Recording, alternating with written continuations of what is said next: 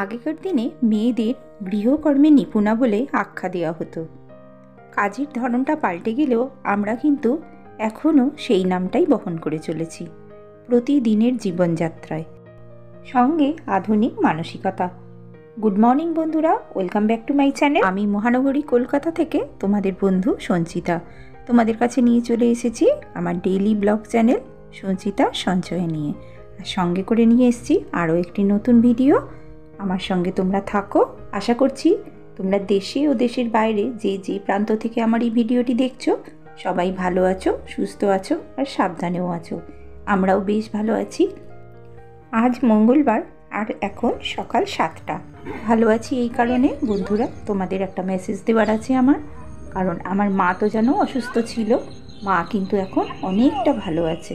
তা সেটা শুনেও আমার মনে শান্তি। আমরা কিন্তু খুবই চিন্তায় ছিলাম মায়ের কি হবে না হবে। তা আজকে ফোন করেছিলাম সকালবেলা, সিস্টাররা বললেন যে পেশেন্ট এখন অনেকটা ভালো আছে আর ভালোর দিকেই যাচ্ছে। তা এই 15-20 দিন ধরে তোলপাড় হচ্ছে ঝড়ের মতো আমাদের জীবনটা, সেটার থেকে মনে হচ্ছে এবার ঝড় থেমে যাবে আর মা আমার সুস্থ হয়ে বাড়িতে আসবে। তো বন্ধুরা দেখো, সকালবেলা উঠেই কিন্তু আমি মন্দিরে চলে এসেছি আমার নিত্যকর্মের জন্য। তোমরা প্রতিদিনই দেখো আমি আসি, আর দেখো এর অবস্থা কি, বিস্কুট খাবে বলে আমার কাছে বকুনি খাচ্ছে। তো চলো, যে সমস্ত বন্ধু আমার এই ভিডিওর সঙ্গে এখন যুক্ত হয়ে আছো তাদের সবাইকে শেষ পর্যন্ত আমার সঙ্গে থাকার অনুরোধ রইল। আশা রাখছি আমার আজকের ভিডিওটি তোমাদের ভীষণ ভালো লাগবে। তো প্রতিদিনই তো আমি তোমাদের সঙ্গে শেয়ার করি যে সকাল থেকে আমি কি করি, সেটাই তোমাদের সঙ্গে শেয়ার করি। আর প্রত্যেক দিন সকালে আমি আসি আমার প্রতিদিনের কর্মব্যস্ততাকে সঙ্গে নিয়ে তোমাদের সামনে প্রেজেন্ট করতে। তো এখন চলো বন্ধুরা, একটু পুরানো দিনের জীবনযাত্রা থেকে ঘুরে আসা যাক। আমরা আমাদের ঘরের কাজগুলোকে এত যত্ন ও ভালোবাসার সঙ্গে করে থাকি যে এগুলো আমাদের জীবনের সঙ্গে ওতপ্রোতভাবে জড়িয়ে গেছে। আগেকার দিনে এই মেয়েদের বাড়ির বাইরেই বেরোতে দেওয়া হতো না, তাকে শেখানো হতো গৃহের সমস্ত কাজ ভালো করে শেখার জন্য। বাড়ির বড়রা তাকে প্রশিক্ষণ দিতেন, কারণ বাড়িতে যারা থাকতেন ঠাকুমা, জেঠিমা, কাকিমা, তারাও এই প্রশিক্ষণই পেয়ে এসেছিলেন। তাই জন্য আমাদেরকে যাতে কোনো কাজে কেউ হারাতে না পারে সেই জন্য কিন্তু আমাদেরকে তারা প্রশিক্ষণ দিতেন বাড়িতেই।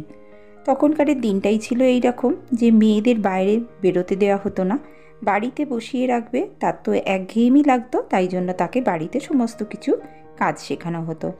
তাই তখন আমাদের মধ্যে তৈরি হয়েছিল একটা শৈল্পিক মনোভাব। বাড়িতে বসে কত কিছু তখনকার দিনের মানুষ করতেন। আসন সেলাই করতো, বিভিন্ন রকমের ডিজাইন তোলা ছিল একটা আর্ট। কত রকমের আসন এখনও অনেক জেঠিমা, কাকিমা, ঠাকুমার ঘরে আমরা দেখতে পাই। আর সেই আসনগুলো যখন বার করে আমাদের দেখায় তখন আমাদের কত সুন্দর লাগে দেখতে, আর কত ভালো লাগে যে এগুলো তো এখন আমাদের কাছ থেকে হারিয়েই গেছে। তারপরে কত সুন্দর সুন্দর কাঁথা সেলাই করতো, নকশি কাঁথা তার মধ্যে কিন্তু সব থেকে ভালো।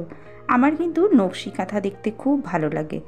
আর আমার একটা ঠাকুমা ছিলেন, উনি কিন্তু সারা দিন এই শীতের সময় রোদের মধ্যে বসে নকশি কাঁথা করতেন। তাকে আমরা দেখিনি, কিন্তু তার অনেক কাঁথা আমি দেখেছি, বাড়িতে ছিল আমার দিদার কাছে। সেই দিদা কিন্তু আমাদের দেখাতেন যে এইটা তার করা।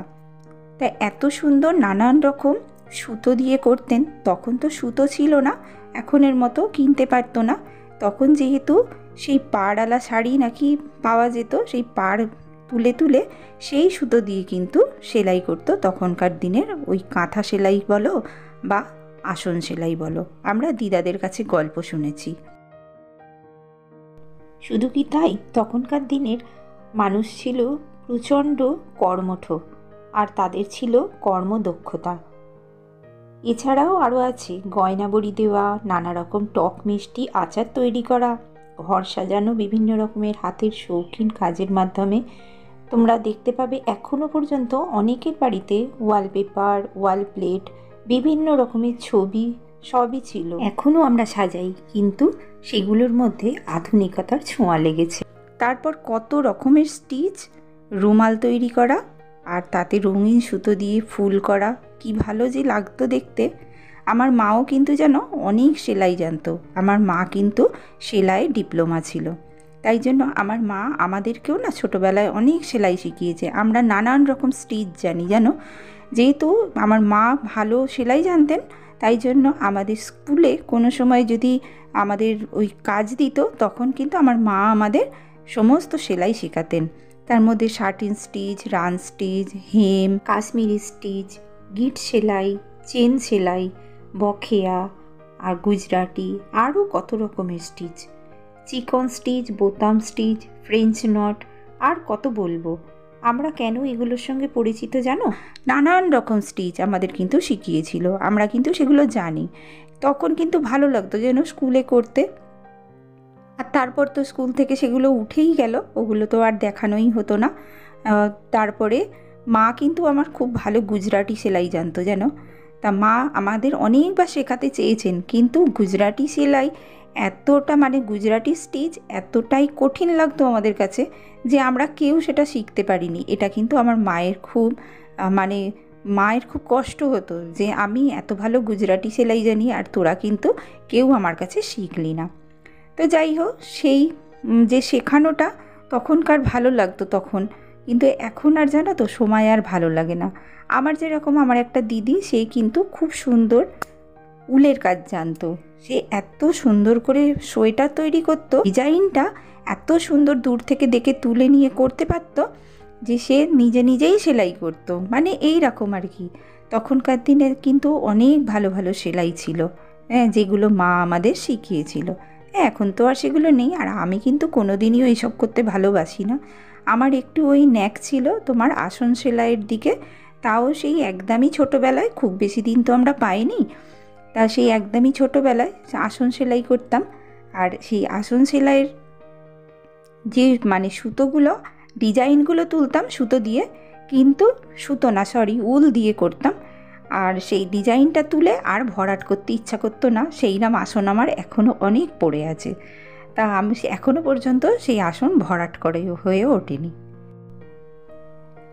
আর আমরা ছোটোবেলায় দেখেছি জানো, এমনই শীতের দুপুরে নয় সোয়েটার না হয় আসন সেলাই নিয়ে বসতেন আমার মা, আর আমরা তখন পাশে বসে বসে মায়ের ওই সেলাইগুলো দেখতাম। তখন আমরা খুব ছোট, একটু একটু মনে পড়ে।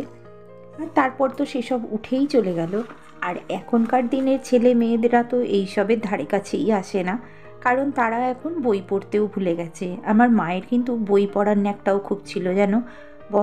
কোনো রাইটারের উপন্যাস বা গল্প বা কবিতা বা সঞ্চয়িতা পড়তে খুব ভালোবাসতো আমার মা। আর তার থেকে কিন্তু আমাদেরও সেই কালচারটা এসেছিল বই পড়ার। বইয়ের থেকে কিন্তু খুব ভালো সঙ্গী আর কেউ হয় না। কিন্তু এখনকার ছেলে মেয়েরা সেই বইও পড়ে না, উপন্যাসও পড়ে না, আর কিছুই না। তারা কারণ সব কিছু মোবাইলের মধ্যে পেয়ে যায়, আর মোবাইলে আছে এন্টারটেন, তাই জন্য গল্পের বই পড়ার তাদের দরকারই পড়ে না। তো বন্ধুরা, তোমাদের সঙ্গে দেখো, গল্প করতে করতে কিন্তু আমি সকাল থেকে অনেকগুলো কাজ করে নিয়েছি। আমার রান্নাঘরের তো সমস্ত কাজ হয়ে গেছে, আর কি বলো তো, টিফিনটাও হয়ে গেছে, ওর বাবা নিয়ে চলে গেছে। আমরাও কিন্তু টিফিন খেয়ে নিয়েছি। এইবার কিন্তু আমি চলে এসেছি বিছানা টিছানাগুলো একটু ঝেড়ে ঝুড়ে পরিষ্কার করে নিই। ঘরটা তো পরিষ্কার করা হয়ে গেছে আমার। যে মেয়েদের একদিন বাড়ি থেকে বেরোতেই দেওয়া হতো না, সেই মেয়েটাই কিন্তু এখন 10 হাতে 10টা কাজ করতে পারে। কারণ নারী শক্তিকে যতই চেপে দমিয়ে রাখার চেষ্টা করুক না কেন, এই শক্তি কিন্তু সূর্যের মতো। ঠিক যেমন সূর্যের সামনে কালো ঘন এক টুকরো মেঘ এসে ঢেকে দিলে দেখবে আমরা সূর্যটাকে দেখতে পাই না, কিন্তু আলোটার বিচ্ছুরণ পাশ থেকে প্রকাশ পায়। ঠিক তেমনি যতই চেষ্টা করে ততই বিফল হয়েছে। তো বন্ধুরা, তোমরা যারা আমাকে কমেন্ট করেছো তাদের নামগুলো একটুখানি বলে দিই। তারা হলে মহাদেব গার্ডেন, তুমি বলেছো ভালো লাগলো, আমন্ত্রণ রইল। অবশ্যই আমন্ত্রণ আমি অ্যাকসেপ্ট করলাম, নিশ্চয়ই আছি সবার পাশে।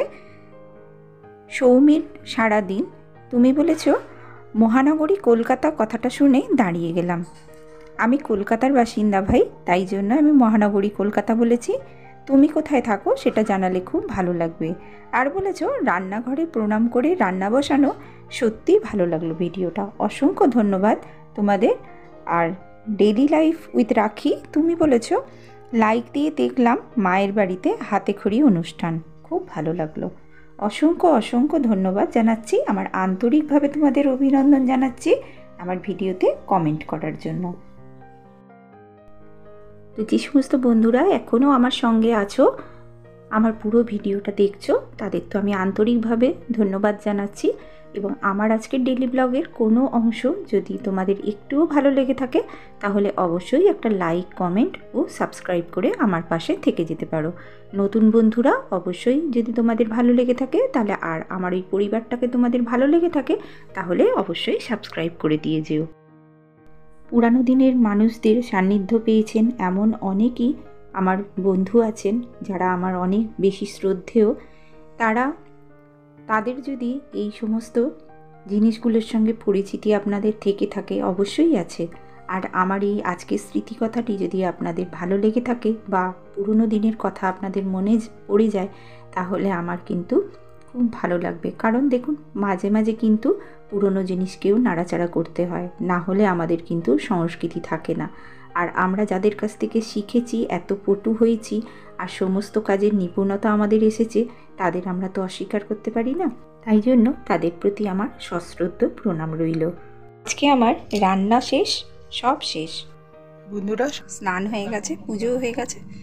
ভিডিওটা আজ এই পর্যন্তই রাখছি, আবার দেখা হবে পরের ভিডিওয়ে। ততক্ষণ টাটা।